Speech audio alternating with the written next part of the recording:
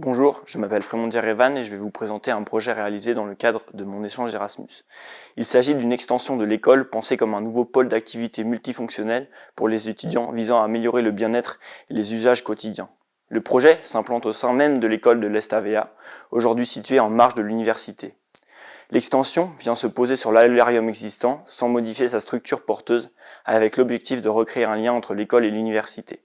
Le concept repose sur la création de deux tours distinctes et complémentaires, une tour ouverte dédiée à la déambulation et aux usages libres et une tour fermée accueillant les espaces multifonctionnels liés au travail, au repos et à la concentration.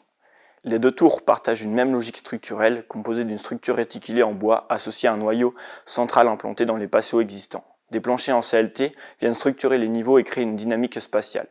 La section longitudinale met en évidence le jeu des niveaux et les passages entre les deux tours, soulignant la différence fonctionnelle entre la tour de déambulation et la tour plus théorique et fonctionnelle. L'élévation longitudinale rend cette dualité lisible depuis l'extérieur. La tour ouverte se caractérise par sa transparence et la lecture des circulations, tandis que la tour fermée présente une expression plus dense et maîtrisée. Au rez-de-chaussée, la distinction entre les deux tours est particulièrement marquée.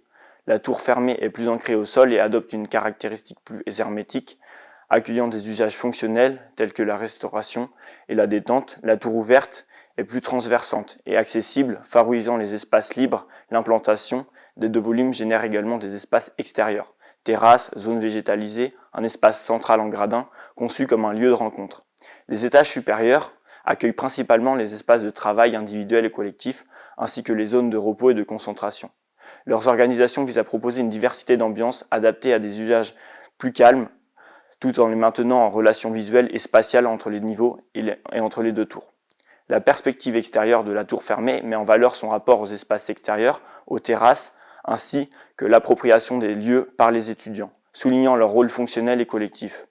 La perspective intérieure de la tour fermée illustre les espaces de travail et de repos, caractérisés par les ambiances plus protégées et maîtrisées, favorables à la concentration et à la détente.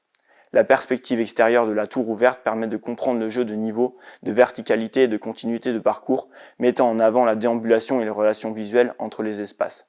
Pour conclure, le projet propose une architecture simple à comprendre, mais riche à expérimenter, où la complémentarité entre la tour ouverte et la tour fermée permet de comprendre une grande diversité d'usages et de redonner à l'école une place active dans la vie universitaire. Merci pour votre attention.